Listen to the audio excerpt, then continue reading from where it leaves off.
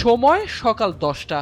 নোয়াখালী সদর উপজেলার সোনাপুর থেকে কবিরহাটের উদ্দেশ্যে ছেড়ে আসে তেলবাহী একটি ট্রাক। বেলা 11:15টার দিকে কবিরহাটের সুন্দরপুর ইউনিয়নের ট্রান্সমিটার এলাকায় পৌঁছালে ট্রাকটি নিয়ন্ত্রণ হারিয়ে স্থানীয় ব্যবসায়ী মোহাম্মদ শফিকের মুদির দোকানে ঢুকে পড়ে।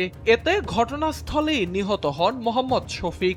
গুরুতর আহত হন তার দুই ছেলে। তাৎক্ষণিক স্থানীয়রা আহত দুই ছেলেকে উদ্ধার করে নোয়াখালী জেনারেল হাসপাতালে নিয়ে যান। পরিবারের দাবি, তাদের অবস্থাও আশঙ্কাজনক।